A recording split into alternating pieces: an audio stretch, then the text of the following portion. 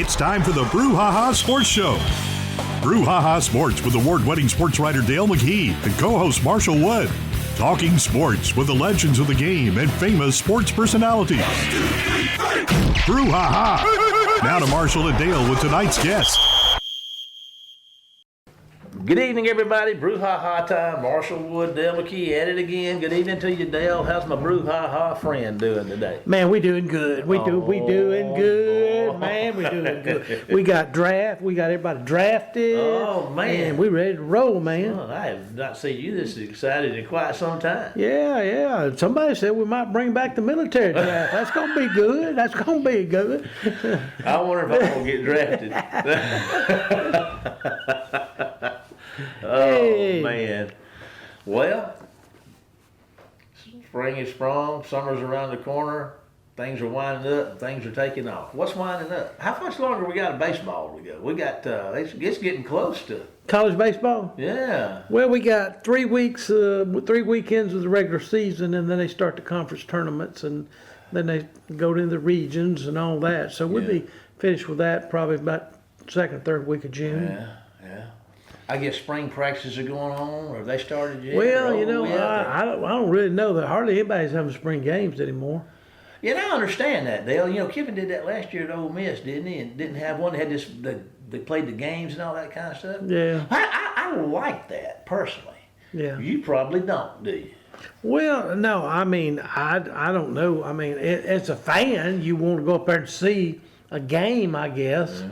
But the boys probably really enjoyed it. They played on the team. But I was told that he did that because he didn't want any film on his players so people wouldn't steal them.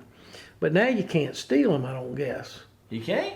No. They had the, or you can't enter the portal after January. They changed that? Mm-hmm. I'm glad they did. Yeah, so, it's not as bad as it was. Yeah. But it's interesting. We're going to talk about the draft with John Sigler of Saints Wire with USA Today. And he's going to talk mostly about the Saints. But I just thought it was only 2 players from Ole Miss were drafted. Yeah. And, I mean, you just think about how far they went in the playoffs last year, and they only had 2 players drafted. They're all back, aren't they? Yeah, well, they either all back or gone to transfer portal. Yeah, well, what I've been reading, that they talking about all these players Ole Miss has got coming back. I mean, the defensive line and all these folks. I don't know. They think they're supposed to be pretty good. Yeah, but the SECs are grueling. It's just like if you keep up with college baseball, it's just. You think you're on a run, and then all of a sudden, boom, it's busted. Mississippi State, a month ago, lost 2 weekend series in a row, and now they've come back and swept 2 against some pretty good teams. State swept LSU this weekend. Yay. And so, that doesn't hurt my feelings either, Bulldog fans. But, it's just grueling. The SEC's grueling in everything. Yeah. And I saw today where a former Ole Miss coach, basketball coach, Rod Barnes. Rod. They took Ole Miss to their first Sweet 16 back about 25 years ago. He has been named the head basketball coach at Itawamba Junior College. He's back. He's back with us. Okay. So I thought that was great. Yeah. So, you ready to talk football? Or what? What we going to talk about today? I know somebody told me we had a guest coming and was going to talk about something. I think I mentioned that. Did you? Well, what did you tell me? John Sigler. Yeah, baby. Back to tell us about the draft and the Saints and all that kind of stuff. Yeah. I thought it was interesting, too, that the Rams picked Ty Simpson, and I kind of know his family, the old Alabama quarterback, because his dad played football at South Jones when I lived in that Laurel area. And he had an uncle named Jackie Simpson that played at Ole Miss back in the early 70s. But I've been keeping up with Ty, and Ty turned down $6.5 million from the University of Miami to go into the draft. But he was assured that if he came out, the Rams would select him with the 13th pick. And so, in saying that, everybody else is saying that Rams made a stupid pick because of the fact that they're just one or two players away from the Super Bowl. And they probably are.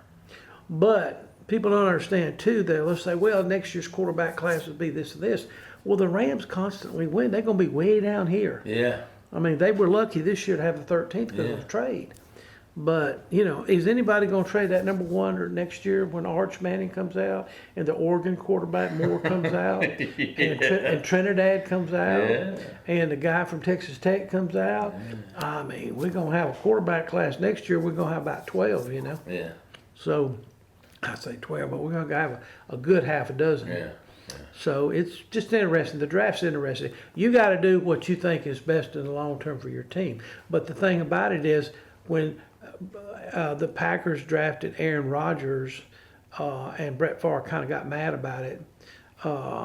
Brett Favre, even though he played 2 or 3 more years with the Packers, he never won another Super Bowl because really they were in the contention every year, but they were always 1 or 2 players lacking. Right. And Aaron Rodgers might have hurt them. Yeah. Well, when Aaron Rodgers, when his last couple of years, they drafted the Packers drafted the Love kid, who's the quarterback now, and Aaron Rodgers never won another one. So I don't know Pattern there. I don't know if, but they've been consistent with their quarterbacks since 1990. Yeah. Packers have had 3 quarterbacks. Wow. That's pretty That's impressive. impressive. Yeah, I mean, really it is. Well, on that note, let's take a break. We got a great guest tonight, going to be informative for us with John Sigler of USA Today, Saints Wire, and all that kind of stuff. So let's take a break to hear from our sponsor, and we'll be back with tonight's guest, John Sigler, right after this commercial break. Phillips Building Supply in Laurel, your hometown building supply store since 1954. We are locally owned and pride ourselves on helping our customers find exactly what they need. From foundations to roofs to doors and windows, Phillips has it. For tools, hardware, lumber, and plywood, visit Phillips Building Supply. Welcome to the show, John. John, we really appreciate you being with us today. We know you had a long weekend and you probably stayed up late a few nights getting out some information to the public. But what do you think about the New Orleans Saints draft? What grade would you give the Saints? Yeah, you know, I think I've got to give it a B, and I think the Saints would feel the same way. They talked about how in the second round they had a couple priorities they wanted to address. They tried to trade up for some players, weren't able to do that. The guys they wanted didn't really fall to their pick. And so they just went with the best guy available. They got a really good player, and the Georgia Bulldogs nose tackle, Kristen Miller. But there were other positions they wanted to address. You know, they wanted to get another pass rusher. They wanted to get another cornerback. We're not able to do that early on, and so Mickey Loomis admitting that kind of makes me think, you know, he probably looks at this as a B rather than an A. And that's okay. You know, that's going to get you a degree. That's going to get you into a good school. It's going to help that grade point average, and they're going to be just fine. So I think they did a pretty good job this year. Well, that's good. Now, free agency is right around the corner. What do you think will be their emphasis in free agency? You know, I think they did already with Travis Etienne, with that running back, David Edwards at guard. They are going to keep looking for guys. You know, they released a couple players who were on the practice squad last year to make room. They got a couple open spots right now. So I think they're going to keep looking at cornerbacks. I think and it wouldn't shock me if they get another linebacker. I mean, they've only got 5 linebackers under contract right now. They haven't been that thin at linebacker in years. And even if it's just bringing in somebody to compete at training camp, to give you a real, you know, third string. I mean, with 5, if you play 2 linebackers at a time and you've only got 5, you need 1 more to have a real third string. So I think they're going to keep looking for depth there. I thought they would go after wide receiver, but after the draft, I feel like they've got more than they know what to do with right now. So that seems to be pretty stable. So I saw where they it wouldn't shock me if they keep. Yeah, John, I saw where they had 14 wide receivers listed on the team. And is the team 90? Is that the limit right now, 90? 90 is the off-season limit. They had 14. They let go of 2 of them this morning. That's 2 that were on the practice squad, and so now they're down to 12. I went back and looked. They had 11 at training camp last year, so that group may be set. And during the season, they've really maintained 8 receivers at all times, whether it's 5 or 6 on the active roster, 2 or 3 on the practice squad. They really like having 8 of those guys. So I think it's going to be a pretty healthy competition over the summer. Well, listen, since we haven't talked to you, who were some of the free agents that they lost? Yeah, so the big ones are Alontae Taylor and Mario Davis.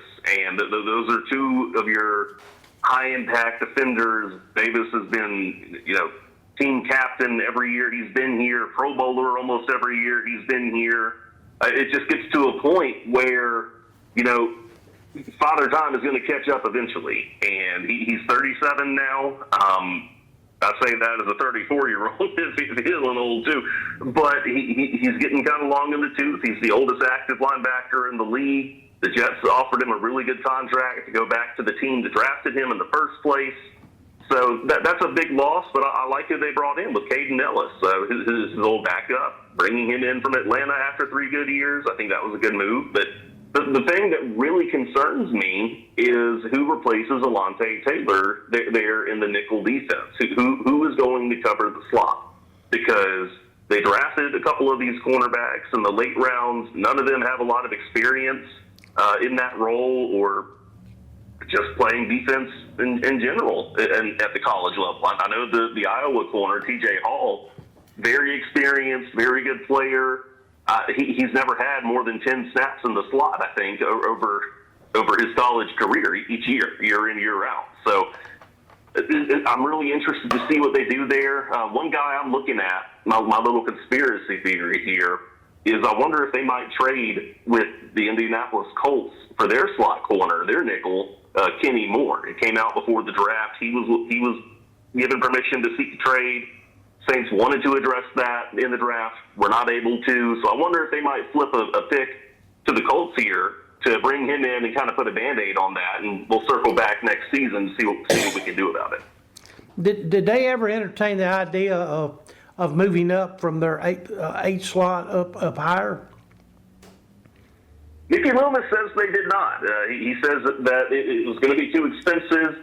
He didn't feel it would be a good team-building strategy to give up, your 3rd round pick, who they used on the Georgia tight end, Oscar Delp. He really felt they needed to hold on to those picks, and so he says that they stood pat. So, I know there's been rumors, and every year he does his due diligence to call and see what it would cost. And from what it sounds like this year, it was going to be too expensive to move up and get a player who is just as good as who they ended up getting with Jordan Tyson, the wide receiver from Arizona State. Yeah, we don't get the Times-Picayune up here anymore like we used to, so we could keep up with the Saints more than we should. But tell us something about the rest of the division. Carolina, talk about Carolina's draft. Are you familiar with that? Maybe graded them or seen if they really helped themselves? Yeah, Carolina did a good job. They found some guys that can help right away. It's really interesting, too, with them is their 1st round pick may not play right away, but he's somebody that could be a really good investment long term. I've been talking about the Georgia Bulldogs a lot. Here's another one. They got their left tackle, Monroe Freeling, really good athlete. Still needs some more, coaching up, some development. And they just signed a left tackle in free agency on a 1-year deal. So I think he's in a really good spot to listen and learn and come along. But round 2, they got the Texas Tech defensive tackle Lee Hunter. He's a really good player. That Red Raiders defense gave people some problems last year. And he's somebody the Saints looked at, too, and they decided to pass on him for Kristen Miller out of Georgia, another nose tackle. So I'm sure he'll have a little bit of a chip on his shoulder after that. But, I thought they did good. Round 3, Carolina, they got this receiver, Chris Brazell from Tennessee. And, I wasn't in on him just because Josh Heupel's offense with the Vols has not produced many NFL receivers. Like, guys get drafted and they don't really know what to do in an NFL offense because it's so spread out there at Tennessee. And so I wasn't in on him. Some people were. I mean, he's a big target. I think he's a good compliment maybe to Torrey McMillan, the guy who won the Rookie of the Year award, the Tyler Shuck Aldo's gotten, and Carolina's going to be a problem. So it's really cool to see the division, getting pretty competitive these days. All right, what about Tampa? How'd you think they did? Oh man, so the Bucks, and I can't take credit for this. One of the Saints beat writers at the Times Picayune said it. He said, "Man, the Bucks kind of had the draft that a lot of Saints fans want to have, where round one they get Reuben Bain, the pass rusher from Miami, who they say his arms are too short to work in the NFL, but he's already fired up to prove the Saints wrong for passing on him." Round three, they get this Georgia State receiver, Ted Hurst. He's big, he's tall, he can run. That was somebody else a lot of Saints fans wanted. He showed up a lot in these mock drafts that you see online. And then they also got another Miami Hurricane, Keontae Scott. This is somebody we were looking at, on my team at the Saints Wire. We were looking at like, hey, is he going to make it to the Saints pick? Because he's a nickel. He can rush the quarterback. He's like the perfect replacement for Alontae Taylor. Well, then the stinking Bucks take him in round 4, and now we got to play him twice a year. So I think Tampa Bay they had a good draft. They had a lot of players that a lot of Saints fans were hoping to end up in black and gold. So credit to the Bucks for a pretty strong draft here. All right, what about them old buzzards over in Atlanta? What'd they do? Dirty bird. Yeah. Oh, the Dirty Birds. Yeah. Man, well, they couldn't do a lot. They traded their first round pick last year, and we don't know how many games that guy is going to play. He got himself arrested, and it's been a whole debacle for the Falcons. But they came back in round 2. They got the younger brother of their corner, A.J. Terrell. They drafted Avion Terrell. He also played cornerback at Clemson. I think that's a really cool story. I don't like to tip my hat to the Falcons any more than I have to, but getting those two brothers together, that's really cool. So good luck to him, except when they're playing the Saints. The other guy they got, we keep talking Georgia Bulldogs. I don't know how they had so many players get drafted and didn't do more in the playoff, but the Falcons took their receiver, Zachariah Branch, in round 3. And this is another one where I was kind of iffy about, where, he runs a 4.3 in the 40. He's super fast, picks up a lot of yards after the catch, but he kind of has to. He has to be fast if he only weighs 180 pounds. I mean, you need that to survive. And you go and look, you chart his routes that he ran in college. More than half of the balls that he caught were on screen passes. I watched a really good YouTube show with Steve Smith, the former Panthers receiver, and was just sick to his stomach watching this guy play because Georgia didn't do anything to prepare him for the NFL, where he wasn't trained to run the kinds of routes that the Falcons are going to ask him to run and catch passes in the kind of situations that he'll have to in the NFL. And he was almost sick to his stomach about it. So Branch, I know a lot of Saints fans were excited. That's somebody I was a little iffy on, and we'll see how he does with it in Atlanta. But I'm kind of happy that it's not a riddle the Saints are the ones that have to solve. I know you're familiar with some of the senior talent at LSU, or the ones that came out. What did you think about Perkins, 6th round Atlanta, and Nessmeyer, 7th round of the Chiefs? Were they good selections by those teams? Yeah, I think both guys are in a good spot to develop, learn what they need to learn, and help their teams out. And, Nussmeier, I don't think he'll ever play in Kansas City with Patrick Mahomes, and that's been true for every quarterback they have ever had since they drafted him. That's no slight to him at all. I hated that he fell so far because he just seems like a great young guy, good head on his shoulders. Played through injury last year, to that, which was kind of foolish of the coach to put him in that situation, but that's neither here nor there. I think that's a good spot for him, and so good luck to him there. As for Perkins, Atlanta led the league in sacks. They're going to find ways to get him on the field, to get after the quarterback and make plays for them.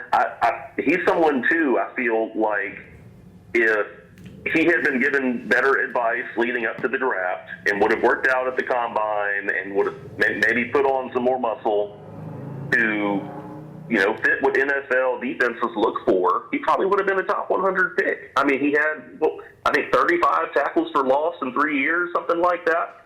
So he's a very productive young player, and it's good. I really am not looking forward to him developing for the Dirty Birds these next 4 years. Well, no, we don't either. What I was looking at the Cleveland Browns draft, and of course Todd Monken's familiar from Southern Miss days, but I saw where they drafted two wide receivers, one lower in the first round and one early in the second round, and the KC kid from Texas and the Boston kid from I think he was from Washington or something. And yes, sir. What'd you think about their draft? Because they ended up with about 10 players. Most teams got 6, average of 6. They ended up with 10. Did you keep up much with their draft? Just a little bit, just looking at guys that I thought the Saints might draft, and Denzel Austin was one of them. They had their receivers coach fly out to Seattle, put him through a private workout, so he was definitely on their radar. But after they took Jordan Tyson in the first round, I feel like they were okay just letting him go by, and he ended up being picked a couple spots ahead of them.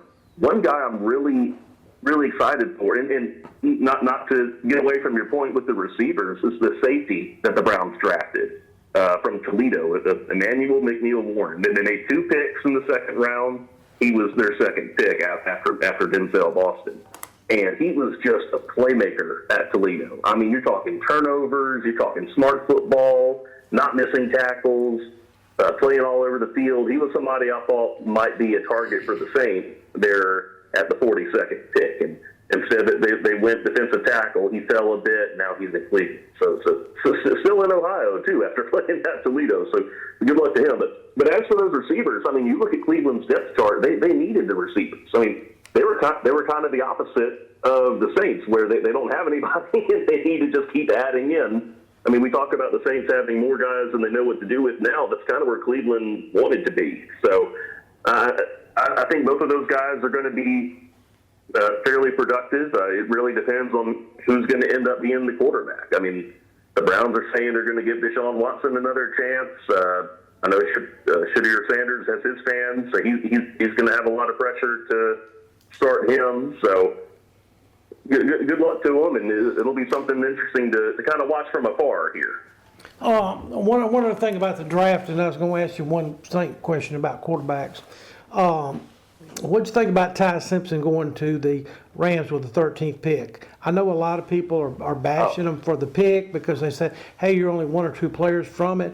But doesn't this set him up? I think Simpson, it reminds me of a Drew Brees. I know. I mean, he's got a lot of experience, but he's going to a great place. But his dad grew up around the Laurel area in Ellisville, and so he played baseball at Southern Miss. His dad did, and so I've known the family also for a long time. But what do you think about that draft choice? Oh, that's awesome. I didn't know he had those connections here. That's awesome. So I was very surprised. A lot of people were when the Rams drafted him there. But like you said, that's a great spot for him. I mean, we've seen the Rams coach, Sean McVay. He has gotten the most out of every quarterback he has had, whether it's Matt Stafford all these years in the Super Bowl and everything, whether it was Jared Goff, whether it was Baker Mayfield for a couple of weeks. Like, whoever he has at QB, he just maximizes their potential.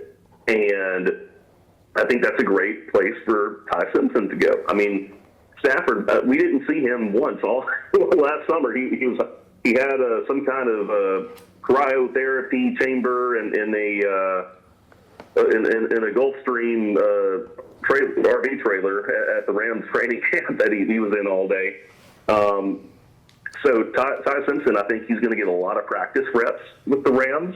And as Stafford has kind of taken this year to year, I think he might be on the field here in the next 2 or 3 years. So that was the knock on him he's only started 15 games at Bama. Yeah. And so now he's going to get so many practice reps, great coaching, and whenever Stafford is ready to hang up his cleats, Ty Simpson, he's going to have a roster that's ready to compete, that's been built to go to the playoffs and make some noise every year. So I think that worked out great for him, even if it surprised a lot of people, myself included, who just didn't see that pick coming. Well, 5 years ago, the New York Jets selected Zach Wilson, 2nd overall. And I'm just wondering, is Zach, can Zach take that quarterback job from Tyler Schultz? No, he's not going to be pushing Tyler Shuck. Everything the Saints have done is to set up Shuck for success. I mean, these receivers that they've been drafting, they were specifically looking for guys who can run the routes on the passes that he throws well, who can catch the ball from him and take it off another 30 yards, who can really open things up. That's why they went and signed the guard, David Edwards, in free agency to protect him. They signed Travis Etienne, the running back, to really take point in the run game and take pressure off of him. Shuck is the QB1. That's not in question now. But for Zach Wilson, and this is interesting to me, I think he's going to be competing with Spencer Rattler for that backup job. And I think he has a real shot there. I hate to use QB wins as a stat. I mean, it's more than one player playing the game. But, Spence is 1-13, I think, as a starter, and Zach Wilson won a dozen games with the New York Football Jets, with one of the worst rosters in the league, and he found ways to win. So I'm not ruling him out at all, and I could very easily see him being the QB2 in New Orleans by the end of the summer. So it's kind of a similar situation with Ty Simpson in the Rams, where he's going to get a lot of practice reps, he's going to get good coaching, and I think it's a good situation for him. So if nothing else, you like to see the Saints taking flyers on guys like this who maybe didn't meet their expectations on their first team and on their last team, and now they get a fresh start. Just like when they traded for the Raiders, the defensive end Tyree Wilson, former 7th overall pick, traded for him during the draft, and now they're going to see, hey, we turned Chase Young's career around. Maybe we can turn your career around too. Maybe we can turn Zach Wilson's career around. So I like it. They're getting these scratch-off lottery tickets, so to speak. Well, those are good to have, I guarantee you. John, this is Marshall. I told you I'd show up somewhere along the way and let us know we're out of time. We've reached that point. Dale and I and our listeners want to thank you for taking time out of your schedule to be with us and what you bring to the Brouhaha table, man. I'm telling you, you are a draft expert, and we appreciate you. Gonna ask you to hold on just a second. We're going to take a break to hear from one of our sponsors, and Dale and I'll be back with tonight's final segment of the Brouhaha right after this commercial break. Phillips Building Supply in Laurel, your hometown building supply store since 1954. We are locally owned and pride ourselves on helping our customers find exactly what they need. From foundations to roofs to doors and windows, Phillips has it. For tools, hardware, lumber, and plywood, visit Phillips Building Supply. Welcome back, everybody, for the final segment of tonight's Brouhaha. And Dale and I are going to wrap. Dale, I got a question for you.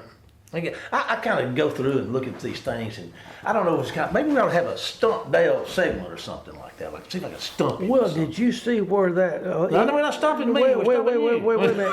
ESPN is going to come out with a Sports Jeopardy. Have you seen that? No. Yeah, and Jack, is it the boy that does the St. Louis Cardinals baseball? No, he does football now.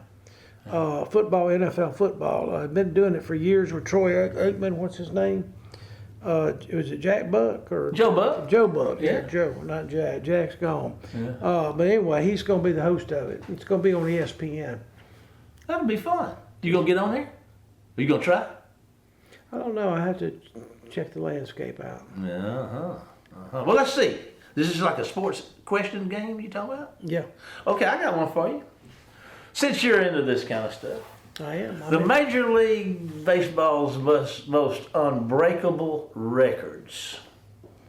What would you think would be the number one? And this is according to Sports World. And, you know, we don't know what these people know what they're talking about. Mm-hmm. But what would be? I see what you're doing over there. I am texting my family number. I get one phone call, right? Okay. Isn't that right? Yeah. Life What do you call support. it? A lifeline or something like that? Yeah. But I was just wondering if you might know what there's. You know, those are tough ones. I mean, you want to take a guess? Which one I think is going to be the toughest? I would say in this day and time, because the players get so much money, they don't go play as long as some of these old timers did. Yeah. But I really believe that, and with the relief pitching like it is, I think those top two are probably in order as far. Well, really the top. I think the top two are in order. Pete Rose's hit record is going to be impossible. Barry Bonds' home run record. I just think when you get to the seventh inning, you're seeing guys coming in throwing 100 miles an hour. That's crazy. And you know, the pitchers back in the day when they played used to pitch 9 innings. You know, I mean, and now they're happy to play 6. But you know, the kid from Jackson Prep he turned 20 years old. Plays for the Pittsburgh Pirates. He's only out of high school for 2 years, and they're already playing in the major leagues. He had his first home run the other night, last Friday night, and he hit it against another Mississippi player. Wow. A guy named Brandon Woodruff that pitched at Mississippi State from Wheeler, Mississippi. You know, Wheeler. Up there in the northeast part of the state somewhere. I didn't even know we had a Wheeler. I didn't either. When you were a big wheel, though. Yeah. Speaking of that, the wheels are rolling, and we're out of time. Dale and I want to thank everybody for joining us tonight and listening in. We'll give another shout out to our guest, John Sigler, for what he brought to the table tonight. And we want to just let you know that you can keep up with us during the week if you were to desire to do that by listening to our. You can find us on our. We got a Facebook page is what we got called the Brouhaha, and we got a channel on the YouTube called the Brouhaha, where you can listen to all the shows on demand whenever you get ready. But for tonight, it's come to the time to say goodbye, Dale. Goodbye, Dale. Goodbye, everybody. We'll see you next week for the Brouhaha. Get us out of here, Jamie. You've been listening to the Brouhaha with Del McKee and Marshall Wood. Heard Tuesday evening, 6 p.m. on WABO. For more of the Brouhaha, follow us during the week on Facebook and WABO.